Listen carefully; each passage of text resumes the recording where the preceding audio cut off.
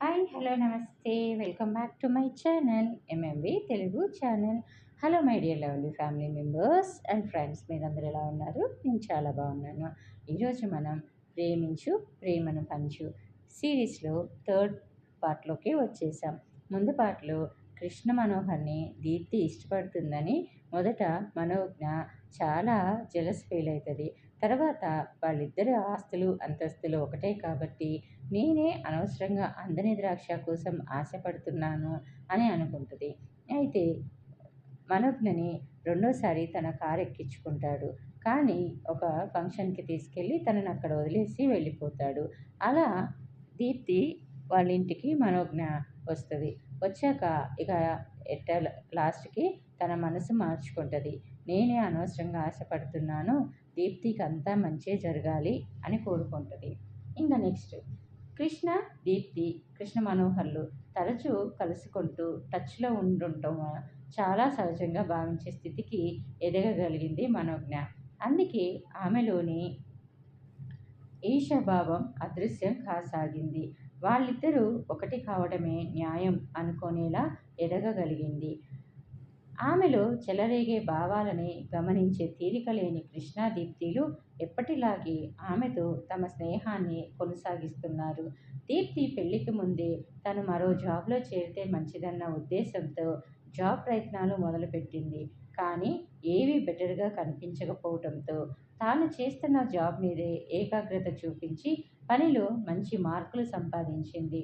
మళ్ళీ తను గుర్తు చేయవలసిన పని లేకుండా వర్క్ అంతా సిస్టమాటిక్గా వేగంగా జరిగిపోతుండటంతో కృష్ణ మనోహరే కాక ఆఫీస్లోని వాళ్ళు ఆమెని అప్రిషియేట్ చేయసాగారు. మనోజ్ఞ పనంతా ముగించుకొని ఇంటికి బయలుదేరుతుండగా దీప్తి ఓ చిన్న బ్రీఫ్ కేస్ పట్టుకొని వచ్చింది. వస్తూనే మనం మనం ఒకళ్ళింటికి వెళ్ళాలి, నువ్వు తోడుగా రావాలి అంది కమాండింగ్గా. ఎవరింటికేంటి? నవ్వుతూ అడిగింది మనోజ్ఞ. నాన్న తన పనుల మీద బెంగళూరు వెళ్ళారు. అమ్మ ముంబైలో బంధువుల పెళ్లికి వెడుతూ నన్ను రమ్మంది కానీ ఇష్టం లేక వెళ్ళలేదు. సెలవుల మూలంగా ఒక్కదాన్ని ఉండాలంటే బోరుగా అనిపించింది. అదే చెబితే మనోహర్ వాళ్ళ ఊరికి రమ్మన్నాడు. నువ్వు తోడుగా ఉంటే బాగుంటుంది అంది దీప్తి తనదైన ధోరణిలో. మనోహర్ వాళ్ళ ఇంటికా అనుకొని గతుక్కుమంది మనోజ్ఞకి. దీప్తిని తన వారికందరికీ చూపించాలనుకున్నాడేమో, ఆమెతో అక్కడ సరదాగా గడపాలనుకున్నాడేమో, మధ్యలో తానెందుకు అనుకుంటూ సారీ దీప్తి, రేపు సండే కదా, మా ఊరికి వెళ్దాం అనుకున్నాను అంది. దాంతో దీప్తి బలవంత పెట్టలేదు. 3 రోజుల తర్వాత శ్రీరామ్ నుంచి మనోజ్ఞకి ఫోన్ వచ్చింది. మనోజ్ఞ, దీప్తి నీ దగ్గరకు వచ్చిందా? మీ ఆంటీ ఇంకా ముంబై నుంచి రాలేదు. దీప్తికి ఫోన్ చేస్తే స్విచ్ ఆఫ్ అని వస్తుంది అని అన్నాడు. క్షణం పాటు మనోజ్ఞకి ఏం చెప్పాలో తోచలేదు. ఏ విషయం తండ్రి దగ్గర దాచిన దీప్తి ఈ సంగతి చెప్పలేదంటే కారణం ఉండే ఉంటుంది. తను చెప్తే బాగుండదు. అలాగని ఆయనంత కంగారు పడుతుంటే మిన్నకుండటం ఎలా అనుకుంటూ "ఆ, అదే మా ఫ్రెండ్ పెళ్ళికని నిజామాబాద్ వెళ్ళింది. సెలవు దొరక్క నేను వెళ్ళలేదు. పెళ్లి పనుల్లో బిజీగా ఉందేమో అంకుల్" అంది. సరేనమ్మా అంటూ ఫోన్ కట్ చేశాడు శ్రీరామ్. ఫోన్ పెట్టేసి 5 నిమిషాల పాటు ఆలోచిస్తూ ఉండిపోయింది. ఆ తర్వాత కృష్ణ మనోహర్ పర్సనల్ ఫోన్కి రింగ్ చేసింది. హాయ్, ఏంటి మనోజ్ఞ, ఏదైనా అర్జెంట్ పనా అని అడిగాడు అతను. ఒకసారి దీప్తితో అర్జెంటుగా మాట్లాడాలి సార్ అంది కంగారుని అణుచుకుంటూ. దీప్తి, ఫోన్ అంటూ ఆమెకి ఫోన్ అందించాడు. తను శ్రీరామ్తో ఏం మాట్లాడింది వివరంగా చెప్పింది మనోజ్ఞ.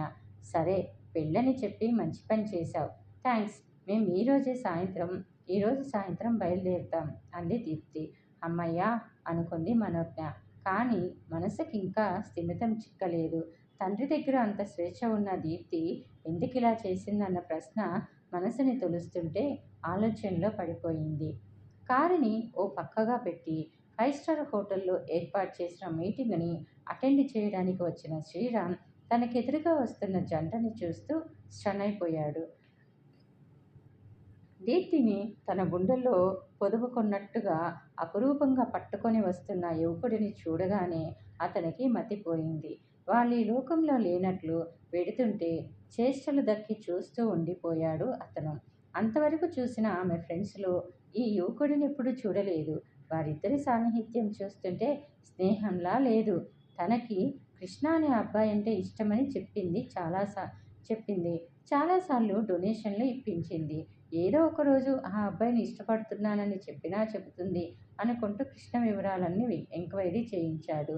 ఆ వివరాలు సంతృప్తికరంగా ఉండటంతో ఆ విషయాన్నిక పక్కకు నెట్టేశాడు. తమ ఇంటి ముందు ఒకటి రెండు సార్లు చూశాడు గాని హెల్మెట్ వల్ల సొం శాంతం చూడలేకపోయాడు. ఈ యువకుడు బహుశా ఆ కృష్ణే అయి ఉంటాడు. పెళ్లిలో కలుసుకున్నారేమో. కానీ సిటీకి ఇంత దూరంగా ఉన్న ఈ హోటల్కి ఎందుకు వచ్చినట్లు అనుకుంటూ మదనపడ్డాడు. అంతలోనే తేరుకొని దీప్తి చెప్తుందిగా, తను అనుమానపడ్డట్లుగా అడిగితే హర్ట్ అవుతుంది.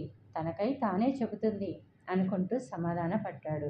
ఆ సాయంత్రం ఇంటికి వచ్చేసరికి హేమ ముంబై నుంచి వచ్చిన తన ఫ్రెండ్స్ అందరికీ ఇంట్లోనే గ్రాండ్గా పార్టీ ఇవ్వటంతో ఆ పనుల్లో హేమ, దీప్తి మునిగిపోయారు. ఇంకా తాను మాట్లాడే వీలు లేకుండా అయిపోయింది శ్రీరామ్కి. ఆ మర్నాడు గట్కేసర్లోని తమ ఫ్యాక్టరీలో ఫైర్ యాక్సిడెంట్ జరగడంతో 4 రోజుల పాటు బిజీ అయిపోయాడు. ఆ తర్వాత తనకి ఎంతో నమ్మకస్తుడైన వ్యక్తిని దీప్తి మీద నిఘా పెట్టించాడు. వారం రోజుల పాటు ఆమె ఎక్కడెక్కడికి వెళ్ళింది, ఏమేం చేసింది, ఎవరెవరిని కలిసింది చాలా వివరంగా ఉన్న రిపోర్టుని అతడికి ఇవ్వగానే శ్రద్ధగా గమనించాడు. కాలేజీకి కాక ఫ్రెండ్స్ ఇళ్ళకి, సిటీలో జరిగిన ఫ్లవర్ షోలకు, అనాథ వృద్ధ శరణాలయాలకు, మనోజ్ఞ దగ్గరకు వెళ్ళినట్లుగా టైంతో సహా ఉన్న వివరాలను చూసి సంతృప్తి చెందాడు. ఎంతైనా దీప్తి పరిణితి చెందిన పిల్ల. ఏ విషయాన్నైనా తనతో చర్చించగల చనువు కలదే కాబట్టి భయపడాల్సింది ఏమీ లేదు అని అనుకున్నాడు. అక్కడికి ఓసారి దీప్తి, మాధవరావు వాళ్ళబ్బాయి అమెరికాలో డాక్టర్, నిన్ను ఇష్టపడుతున్నాడట. ఏం చెప్పమంటావు అన్నాడు ఆమె ఉద్దేశం తెలుసుకోవాలని. నాకిప్పుడే పెళ్లి చేసుకోవాలని లేదు నాన్న. చాలా ప్లాన్స్ ఉన్నాయి. అలాగని పెళ్ళిని, వ్యక్తిగత జీవితాన్ని త్యాగం చేసేసి సంఘసేవకు అంకితమైపోను. మీరిద్దరూ నా విషయంలో నిశ్చితంగా ఉండండి అంది తండ్రి భుజాల మీద వాలిపోతూ. తేలిగ్గా విశ్వసించాడు శ్రీరామ్. మనోజ్ఞ, ఏం చేస్తున్నావు అంటూ పలకరించాడు సుగుణాకరం. ఇంటి ఓనర్ అయిన పాపానికి ఇతనేమడిగినా జవాబు చెప్పాలి. కర్మ అనుకుంటూ ఆదివారం వస్తే బట్టలు ఉతకటం, ఇస్త్రీ చేసుకోవటం తప్పదు కదా అంది మనోజ్ఞ బట్టలను ఐరన్ చేస్తూ. అలాగంటే ఎలా? మనిషికి కాస్త రిలాక్సేషన్ ఉండాలి. మీ ఆంటీ వాణి బంధువుల పెళ్ళి 2 రోజుల తర్వాతైనా నిన్ననే వెళ్ళిపోయారు. సరదాగా గడపాలని. నువ్వు అలా సరదా గడపాలనుకోవాలి కదా. నాకేమో బోరుగా ఉంది. సినిమాకి వెడదామా నవ్వుతూ అడిగాడు. సారీ అంకుల్, నాకు కుదరదు అంది మనోజ్ఞ చిరాకుని అణుచుకుంటూ.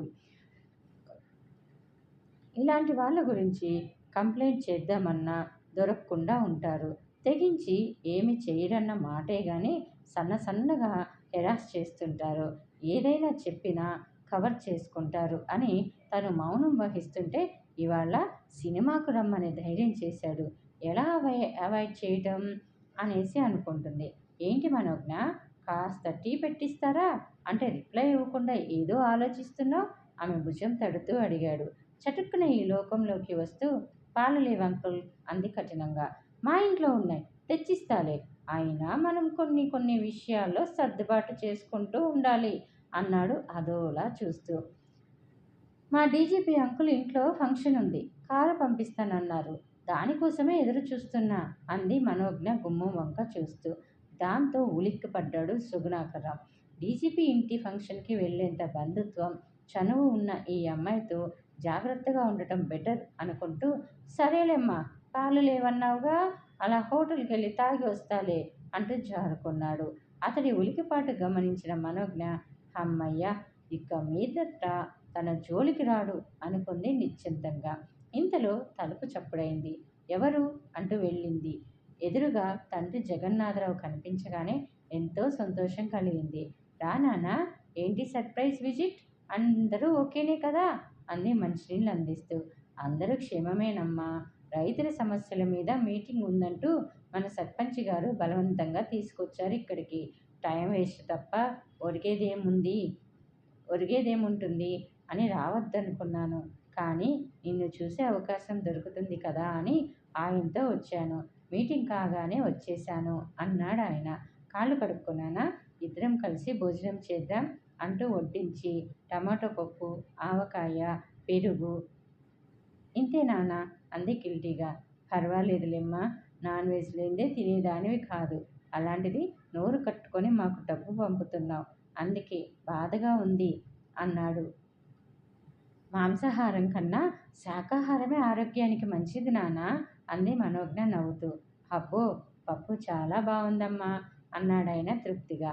అమ్మ చేతి వంట కన్నానా అంది మనోజ్ఞ. భోజనాలు అయ్యాక ప్రతి ఒక్కరి గురించి అడిగింది. చెల్లెళ్ళిద్దరికి ట్యూషన్ పెట్టించండి, ఇప్పుడు 10th కదా. అలాగే నానమ్మకి మంచి వైద్యపు ఏర్పాట్లు చేయండి నాన్న, డబ్బుకి ఇబ్బంది పడకండి అంది. మరో గంట మాట్లాడి ఆ తర్వాత ఊరికి వెళ్ళిపోయాడు జగన్నాథరావు. నెక్స్ట్, దీప్తి దీప్తి అంటూ వచ్చాడు శ్రీరామ్. అది మేడ మీద ఉందండి చెప్పింది హేమ. మైసయ్య, వెళ్ళి అమ్మాయి గారిని తొందరగా కిందికి రమ్మను అన్నాడు పనివాడితో. అలాగే అంటూ రివ్వున పైకి వెళ్ళి పావుగంట తర్వాత చేతులు నులుముకుంటూ వచ్చాడు మైసయ్య. అమ్మాయి గారు సెల్లులో మాట్లాడుతున్నారయ్యా, ఎంత పిలిచినా వినిపించుకోవడమే లేదు అన్నాడు భయంగా. సర్లే, నువ్వెళ్ళు అంటూ అతన్ని పంపించేసి హేమ వంక తిరిగి, అంతంతసేపు సెల్లులో మాట్లాడటం మంచిది కాదు కదా. నేనెప్పుడు ఫోన్ చేసినా ఎంగేజ్ అనే వస్తుంది. అంతగా ఎవరితో మాట్లాడుతుంది కాస్త చిరాగ్గా అడిగాడు. దానికి మీకులాగే ఫ్రెండ్ సర్కిల్ ఎక్కువ కదా. దాని ఫ్రెండ్సే కాక మీతో పనున్న వాళ్ళు దానికే ఫోన్ చేసి కాకా పడుతుంటారయ్యే అంది ఆమె. ఆమె జవాబు శ్రీరామ్కి రుచించలేదు. తను పిలుస్తున్నా రాకుండా ఎవరి ఫోన్లో అటెండ్ చేయటం అసహనాన్ని కలిగించింది. అక్షరాలు రెండే, లక్షణాలు ఎన్నో అన్నట్లు ప్రేమలో పడిన వాళ్ళే ఇలా ఫోన్ చేసి కర్ణాభరణం చేసుకుంటున్నారు. మరి దీప్తి ఆ కోవకే చెందుతుందా అనుకుంటూ గట్టిగా దీప్తి అని అరిచాడు. ఆ స్వరానికి హేమ ఒక్కసారి ఉలిక్కిపడి భర్త వంక వింతగా చూసింది. ఏంటి నాన్న, అర్జెంటా అంటూ దీప్తి చెంగున మెట్లు దిగుతుంటే, నెమ్మదిగా రా, కాలు జారితేనో అన్నాడు కంగారుగా. కాలు జారడమా? నేనా? నెవర్ అంటూ వచ్చి సోఫాలో అతని పక్కనే కూర్చుంది.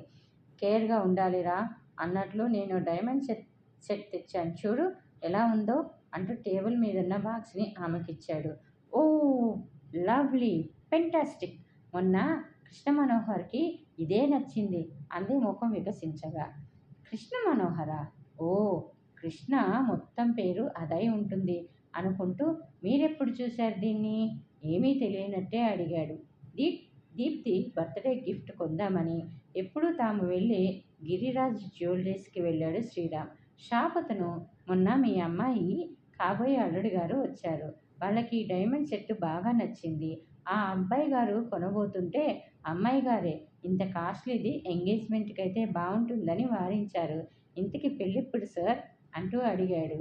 ఇంకా ముహూర్తాలు పెట్టుకోలేదు, ఇప్పుడు బర్త్డే గిఫ్ట్ కోసం వచ్చాను అన్నాడు శ్రీరామ్ బయటపడకుండా.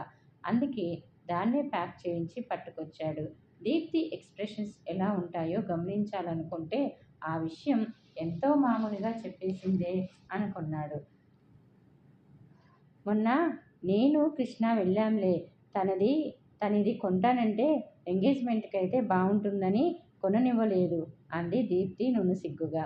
కూతురి ముఖంలో చిందులేస్తున్న ఆ సిగ్గుదొంతర్లని ముచ్చటగా చూస్తూ, నీ బర్త్డే పార్టీలోనే ఎంగేజ్మెంట్ డేట్ అనౌన్స్ చేస్తే ఎలా ఉంటుంది అన్నాడు శ్రీరామ్ ఆనందంగా. అతను అంతకుముందే కృష్ణ వివరాలు కనుక్కున్నాడని తెలియని హేమ విస్తుపోతూ చూసింది అతని వంక. ఏంటండి అదేదో అంటే, మీరు ఏకంగా నిశ్చితార్థం అంటారేంటి? పెళ్ళంటే అటు 7 తరాలు ఇటు 7 తరాలు వాకప్ చేయాలంటారు అంది చిరుకోపంగా. నా కూతురి మీద నాకు పరిపూర్ణమైన విశ్వాసం ఉంది. అది ఇష్టపడింది అంటే యోగ్యుడే అయి ఉంటాడు అన్నాడు నవ్వుతూ. కృష్ణ వాళ్ళ అమ్మమ్మకి ఈ విషయం చెప్పలేదట. ఓసారి మీ వాళ్ళు వెళ్ళి కలిస్తే బాగుంటుంది. వాళ్ళ పెద్దరికాన్ని మన్నించామన్న తృప్తి ఉంటుంది అన్నాడు. ఈ విషయమే మీకు ఇవాళ చెబుదామనుకున్నాను అంది దీప్తి.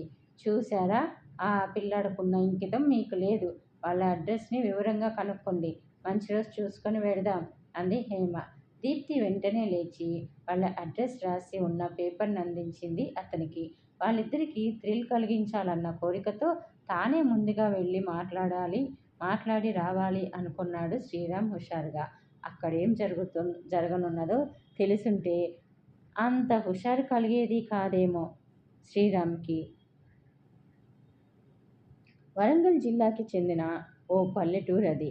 ఇంకా పట్నపు వాసనలు సోకలేదేమో. పెంకుటిళ్లతో, గుడిసెలతో, చుట్టూ పచ్చని పొలాలతో ఆహ్లాదకరంగా ఉంది. ఊళ్ళోకి వస్తున్న శ్రీరామ్ కారు వెంటపడ్డారు పిల్లలు. కారుని ఓ పక్కగా ఆపి భూదేవమ్మ గారిల్లెక్కడా అని అడిగాడు. అడగడమే ఆలస్యం. మేం చూపిస్తామంటూ పిల్లలే కాక పెద్దలు ఉత్సాహంగా ముందుకొచ్చారు. పెద్దమ్మ గారింటికంట, దగ్గరుండి చూపించు అంటూ ఓ పెద్ద మనిషి చెప్పగానే రండయ్య గారు చూపిస్తాను అన్నాడొక వ్యక్తి వినయంగా. సరే కారెక్కు అని శ్రీరామ్ అనగానే ఉబ్బి తబ్బి బౌతూ ఎక్కాడతను.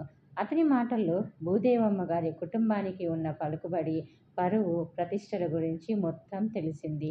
టీవీగా ఎత్తుగా ఉన్న ఓ పాతకాలపు భవంతి ముందర కారును ఆపించాడు. ఆ తర్వాత ఆ వ్యక్తి వెళ్ళిపోయాడు. భవంతి ముందున్న పెద్ద గేటుని తోసుకొని బాటకి ఇరువైపులా ఉన్న పూల మొక్కల్ని చూస్తూ సింహద్వారానికి ముందున్న పెద్ద వెడల్పాటి మెట్లను ఎక్కి తలుపు మీద శబ్దం చేస్తూ భూదేవమ్మ గారు అంటూ పిలిచాడు శ్రీరామ్. లోలోన తెలియని ఉద్విగ్నత. ఆడపిల్ల పెళ్ళంటే ఏ తండ్రికైనా ఇలా టెన్షన్ ఉంటుందేమో అనుకున్నాడు. ఎవరు అంటూ వచ్చిందో వృద్ధురాలు. బహుశా 80 ఏళ్ల వరకు ఉండొచ్చు. కృష్ణ అమ్మమ్మ గారై ఉంటారు అనుకుంటూ నమస్కారం అండి, నా పేరు శ్రీరామచంద్రమూర్తి, హైదరాబాద్ నుంచి వచ్చాను అన్నాడు వినయంగా. ఓహో, మా కృష్ణయ్య పంపించాడా అందామె పరీక్షగా చూస్తూ. అవును, కాదుల మధ్య తలాడించాడు శ్రీరామ్. కృష్ణ పెద్దలతో ఓ ముఖ్యమైన విషయం మాట్లాడడానికి వచ్చాను అన్నాడు చిరుచెమటలను అద్దుకుంటూ. ఓ అలాగా, రండి లోపలికి, అలా సోఫాలో కూర్చోండి అంటూ ఆమె లోపలికి వెళ్ళిపోయింది. పనమ్మాయి వచ్చి ఓ ట్రేని అతని ముందు ఉంచింది. అందులో ఓ గ్లాసులో మంచినీళ్ళు, మరో గ్లాసులో షర్బత్తు ఉన్నాయి. అతడు మంచినీళ్లను తాగుతూ చుట్టూ చూశాడు. గోడల మీదున్న రవివర్మ చిత్రాలు, చేత్తో తయారు చేసిన అందమైన హ్యాంగింగ్స్, హాలు మధ్యలో పెయింట్స్ వేసిన అందాల రంగవల్లి ఆ ఇంటివారి అభిరుచులను తెలిపాయి. మొత్తానికి కళాత్మకమైన హృదయం ఉన్నవాళ్లే అనుకుంటూ ఉండగా కట్టెను తోసుకొని వచ్చిందో శ్రీ. ఆమెను చూస్తూనే నిర్ఘాంతపోయాడు.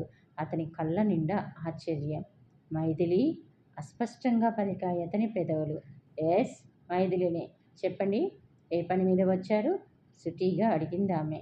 పల్లెటూరి వాటంతో అమాయకంగా తన వెనుక బావా బావా అంటూ తిరిగిన ఆనాటి కన్నెపిల్లైన మైథిలికి పచ్చని హ్యాండ్లూమ్ చీరలో హుందాగా ఉన్న ఈ శ్రీమూర్తికి ఎంత తేడా అనుకుంటూ నేను కృష్ణ తల్లిదండ్రుల్ని కలవాలని వచ్చాను అన్నాడు లోగొంతుకుతో. నేనే కృష్ణ తల్లిని. ఏం పని అడిగిందామె సునిశితంగా అతన్నే చూస్తూ. అక్కడే ఉన్న మరో కుర్చీలో కూర్చుంది. ఆ మాటతో శ్రీరామ్కి నిస్సత్తువ ఆవరించేసింది. ఒక్కసారిగా 10 ఏళ్ళు మీద పడ్డట్టుగా అయిపోయిన అతని వంక ఆశ్చర్యంగా చూస్తూ, ఇన్నేళ్ల తర్వాత వెతుక్కుంటూ వచ్చారేంటి? పాపం, చాలా శ్రమ తీసుకున్నట్టున్నారు అంది కాస్త వెటకారంగా. ఆమె అగ్ని ప్రమాదంలో పోయిందనుకున్నాడే, ఈ విషయాన్ని ఎలా చెప్పగలడు? కృష్ణ ఇంతకీ ఈమె సొంత కొడుకేనా? అయితే అని ఆపై ఊహించే శక్తి లేక, కృష్ణ తనెవరినైనా ప్రేమిస్తున్నట్లు చెప్పాడా అని అడిగాడు నీరసంగా. లేదే, వాడికి తన బిజినెస్సే ముఖ్యం. నువ్వే ఏ పిల్లనైనా సెలెక్ట్ చేసుకోరా, కులగోత్రాలు, ఆస్తి అంతస్తులు తేడా పట్టించుకోకుండా ఆ పిల్లని కోడలిగా చేసుకుంటానని ఎన్నోసార్లు చెప్పాను, వినిపించుకుంటేనా అందామె. నీకు చెప్పలేదా? నా కూతురు దీప్తిని ప్రేమిస్తున్నాడు. పెళ్ళికి తన పెద్దల అంగీకారం అవసరం అంటే వచ్చాను. అయినా ఇదెలా కుదురుతుంది? డీలా పడిపోతూ అన్నాడతను. 5 నిమిషాల పాటు ఏమీ మాట్లాడలేకపోయింది ఆమె. దీప్తిని ఫ్రెండ్గా తనకి పరిచయం చేశాడే తప్ప ఏమీ చెప్పలేదు. మరేంటి ఇతనిలా మాట్లాడుతున్నాడు, ఏం జరుగుతోందసలు అనుకోగానే ఆమె శరీరం వణికింది ఒక్కసారిగా. మైథిలి వాళ్ళిద్దరూ అన్నా చెల్లెళ్ళు. పెళ్ళేంటి, ఇంతకన్నా ఘోరం మరొకటుండదు. ప్లీజ్ కృష్ణకి నచ్చచెప్పు, దీప్తి జోలికి రావద్దను అని అన్నాడు. నేనే ఎందుకు చెప్పాలి, నువ్వే నీ కూతురికి నచ్చచెప్పకో అంది కోపంగా మనసులో. అన్నా చెల్లెళ్ళట అనుకుంటూ. నీ బిడ్డకి తల్లిని కూడా కాబోతున్నాను, ఇప్పుడు పెళ్లి చేసుకోనంటూ గొంతు కొయ్యకు అని ఆనాడు తను కాళ్ళ వేళ్ళ పడితే లెక్క చేయకుండా అబార్షన్ చేసుకో, లేదా నీ చావు నువ్వు చావు అన్న ఈ నీచుడికిప్పుడు వావి వరుసలు గుర్తొస్తున్నాయి అనుకుంది కసిగా. మైథిలి, నీ పట్ల చాలా అమానుషంగా ప్రవర్తించాను, క్షమించు, ఇవి చేతులు కావనుకో అంటూ లేచి ఆమె చేతుల్ని పట్టుకున్నాడు. చీదరగా అతని చేతుల్ని విదిలించేసింది మైథిలి. ఆ రోజు మా నాన్న కూడా ఇలాగే నీ చేతుల్ని కాళ్ళని కూడా పట్టుకొని ఏడ్చాడు. కానీ నువ్వేం చేశావు, విదిలించి తోసేశావు. ఆఖరికి ఆయన్ని నీ పొట్టను పెట్టుకున్నావు ఆవేశంతో రొక్కుతూ అంది ఆమె. ఆ బాధావేశంతో ముఖం ఎర్రబడి ధారాపాతంగా కన్నీళ్లు ప్రవహించాయి ఆమె బుగ్గల వెంట. నిజమే, రాక్షసుడిలా ప్రవర్తించాను, అందుకే నాకే శిక్ష విధిస్తావో విధించు, భరిస్తాను, కానీ కృష్ణకి నచ్చచెప్పు అన్నాడు దీనంగా. ఏమని చెప్పాలి, చెప్పాలంటే నువ్వు తన తండ్రివని చెప్పాలి, నువ్వు నాకు చేసిన అన్యాయం గురించి చెప్పాలి, ఇంకా నీ మరో పెళ్లి గురించి, నీ సుఖ సంసారం గురించి చెప్పాలి. ఆహా, ఆ వివరాలన్నీ ఎందుకు, ఏదో ఒక ఒట్టు వేసి దీప్తికి దూరం చేస్తే చాలు అని అన్నాడు. నీకు నీ పరువు ప్రతిష్టలే ముఖ్యం, నువ్వెవరో వాడికి జీవితాంతం తెలియకూడదు. తండ్రి తెలియని బాస్టర్డ్గానే బతకాలి, నేను ఇలా ఒంటరిగా కళంకం మోస్తూనే బతకాలి, నువ్వు మాత్రం గుట్టుగా సంఘంలో పెద్ద మనిషిలా చెలామణి అవుతూ సుఖంగా ఉంటావు కదూ అంది కచ్చిగా. ఆ మాటలు ములుకుల్లా బాధిస్తున్న మైథిలి, నా బిడ్డ అడిగిందేది ఇంతవరకు కాదనలేదు, తనేది కోరినా నేనిస్తానన్న నమ్మకంతో ఉంటుంది. ఆ నమ్మకాన్ని మమ్ము చేయలేను. జీవితంలో ఎంతో ముఖ్యమైన పెళ్లి విషయంలో అంతటి ఆశాభంగం కలిగిస్తే అది తట్టుకోలేదు. నేను నా నోటితో చెప్పలేను. ప్లీజ్ కృష్ణకి బ్రేకప్ చేసుకుంటున్నానని దీప్తితో చెప్పించు, నాకే శిక్ష విధించినా భరిస్తాను చెప్పు అన్నాడతను కన్నీరు మున్నీరవుతూ. నేను చెబితే నా కొడుక్కి మాత్రం ఆశాభంగం కాదా, నీకు నీ బిడ్డ మీద ఎంత ప్రేమ ఉందో రెట్టింపు ప్రేమ నాకు నా కొడుకు మీద ఉంది, తల్లి తండ్రి నేనే అయి పెంచినందుకు అంది ఆమె రోషంగా. తర్వాత